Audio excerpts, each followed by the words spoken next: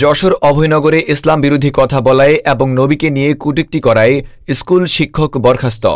মোহাম্মদ বাবুল আক্তারের পাঠানো তথ্যচিত্রে এবার দেখুন বিস্তারিত।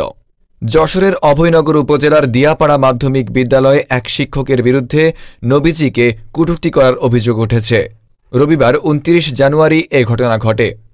বিজ্ঞান বিভাগের শিক্ষক নিউটন অষ্টম শ্রেণীতে বিজ্ঞান ক্লাস নেওয়ার সময় ছাত্রদের মাঝে বলেন, মানুষ আসলে বানর থেকে সৃষ্টি হয়েছে এবং তোমরা যে ইসলামের নবীদের কথা বলো, নবীরা কখনো ছিল না, ওদের কোনো অস্তিত্ব পূর্বে ছিল না।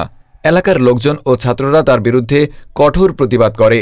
এমত অবস্থায় ৫ নং শ্রীধরপুর ইউনিয়নের চেয়ারম্যান অ্যাডভোকেট নাসির উদ্দিন, উপজেলা ভাইস চেয়ারম্যান এবং অভয়নগর উপজেলা শিক্ষা অফিসার সহ আরও অনেকে পরামর্শ করে ওই শিক্ষককে সাময়িক বরখাস্ত করেন এবং ৩ সদস্য বিশিষ্ট একটি কমিটি করেন তার বিরুদ্ধে তদন্ত করার জন্য। উপজেলা মাধ্যমিক শিক্ষা অফিসার বলেন, তিনি দোষী হলে তার বিরুদ্ধে কঠোর থেকে কঠোরতর পদক্ষেপ নেওয়া হবে। বিশ্লেষণ করব এবং এর সঠিক বিচার করব।